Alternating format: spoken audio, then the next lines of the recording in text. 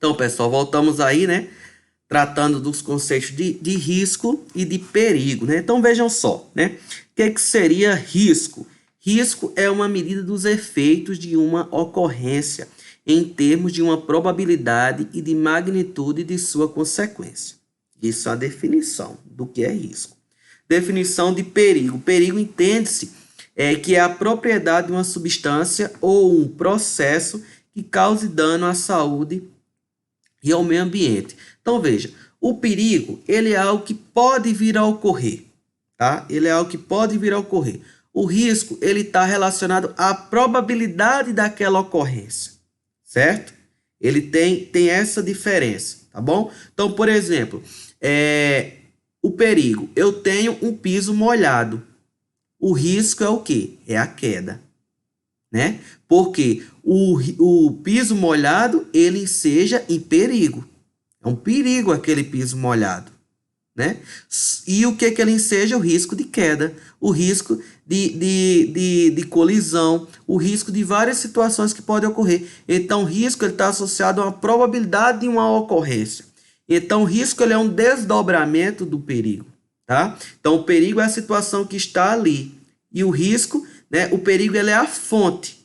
Ele é a fonte daquela situação que pode vir, né, a causar dano à pessoa. E o risco é a ocorrência daquele dano. Outro exemplo, eu tenho um ambiente, uma placa que ela está aquecida, né, e ela está exposta ou ela está num determinado local e aquilo ali é uma fonte de perigo. Ela tem um perigo ali, né, aquela placa que está ali quente.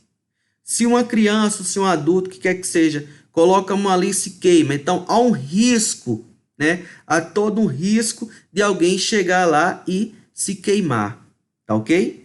Então essa é a situação. Outra questão, puxando principalmente para o nosso cotidiano, nós temos uma BR que corta a cidade. Aquela BR ela é um perigo, gente. Ó, perigo, tá? Por que ela é um perigo? Porque ali trafega carros o tempo inteiro, né? Às vezes você vai passar na faixa, tem carro que para, tem carros que não param, né? Então tem toda essa situação. Às vezes tem um sinal fecha, mas mesmo assim tem motorista que avança, não é isso? Então aquilo ali é um perigo. Qual o risco? Você ser atropelado, né? Então o risco ali é de atropelamento. Então há uma probabilidade de ocorrer um atropelamento, ok? Então a definição acredito que ficou bem clara para vocês o que é risco e o que é perigo, tá bom? Então aí nós temos aí o risco, né, que está relacionado a uma ameaça e a vulnerabilidade, tá bom? Daquilo ocorrer. Então a ameaça seja numa probabilidade, tá? Principalmente, e aí essa probabilidade ela vai ensejar num risco. No nosso caso aqui, que nós estamos tratando de hidrologia, será um risco hidrológico, ok? E essa vulnerabilidade são as consequências que vão surgir a partir da ocorrência, né, daquela situação, daquele evento, ok? Então, por exemplo, quando nós falamos aí de consequências ou de riscos, né, que a gente pode colocar aí, ó, inundações, como a gente teve, né, no nosso estado, né, riscos de inundação, né, de cheias de rios, tá? Então, a gente tem uma série de consequências com relação a isso. Então, o risco hidrológico ele vem justamente para dar sustento nessas situações para que a gente possa fazer esses estudos de maneira, né, mais compreendível, ok? Então, risco, probabilidade da ocorrência de um evento, ao menos, né, uma vez em N anos, tá bom? Isso é quando a gente está quantificando o risco, tá bom?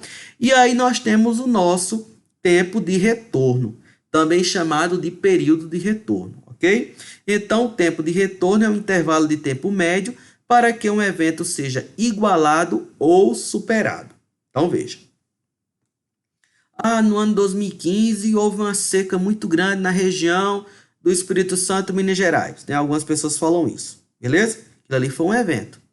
Eu posso calcular qual o tempo de retorno, ou seja, qual é o tempo, qual o intervalo de tempo para que aquele evento ele venha a ocorrer novamente, né? Dele ser igualado ou ser superado. Então, isso que eu calculo, esse tempo que eu vou calcular, eu chamo de tempo de retorno. E o tempo de retorno, ele é uma informação valiosíssima para o planejamento das minhas ações, que tem toda uma dependência dos fatores hidrológicos e também relacionados ao clima em determinados momentos, ok? Então, nós temos aí a fórmula, né? O tempo de retorno é 1 sobre a probabilidade da ocorrência do evento. Então, aí nós temos também outras fórmulas, né? Do período de retorno, o tempo de retorno, onde P é a probabilidade desse evento ocorrer ou ser superado em um ano qualquer. Tem-se a relação. Então, para eventos máximos, aí nós temos que o tempo de retorno 1 sobre a probabilidade, tá? E para eventos mínimos, o tempo de retorno é 1 sobre 1 menos a probabilidade. Tá? Essas são fórmulas que nós temos aí.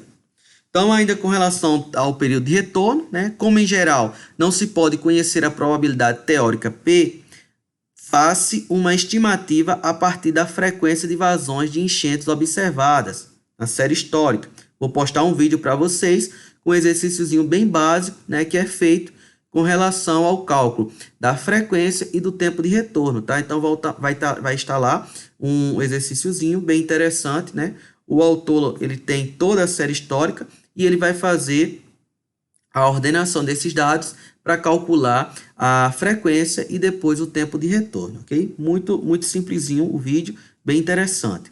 Dessa forma, seja N o número de observações correspondente aos eventos extremos anuais e M o número da ordem dessas mesmas observações máximas anuais ordenadas decrescentemente. Então, aí nós temos dois métodos, né? O método de Weibull, onde a probabilidade é igual a M dividido por N mais 1, e a de Kunami, onde a probabilidade vai ser M menos 0,4 dividido por N mais 0,2.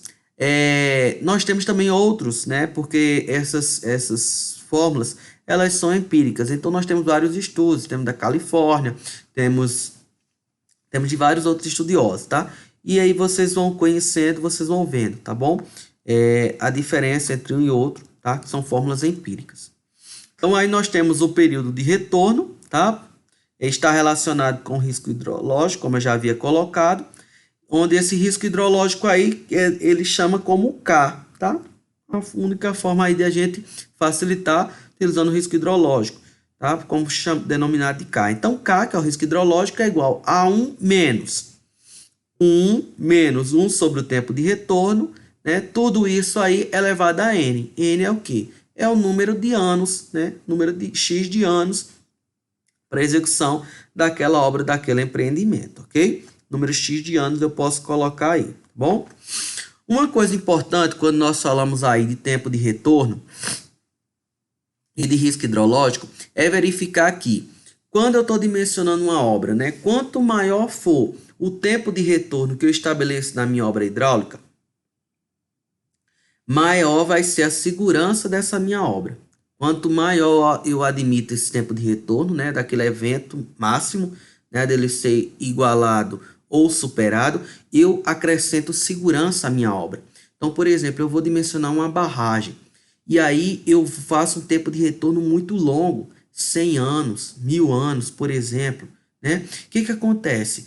Eu vou dar segurança a essa minha obra. Eu faço com que essa obra ela se torne cada vez mais segura. Então, o risco daquela obra ela vinha se romper e causar algum dano, ele diminui, porque o tempo de retorno dele é muito grande, né? Lembra que um é inverso ao outro, né?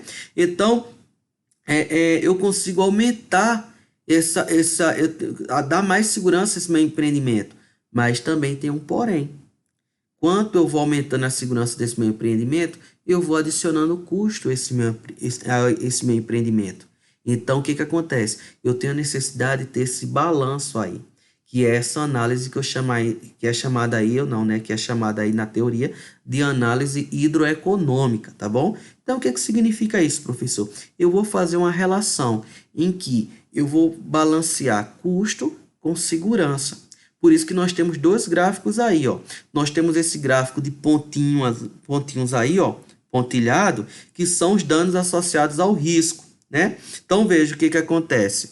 Ó, quanto maior o custo, eu tenho menor dano, né? Então, no eixo Y aí, ó, eu tenho o custo alto, né? Mas quando eu vou lá no X, o meu tempo, ele é pequeno, não é isso?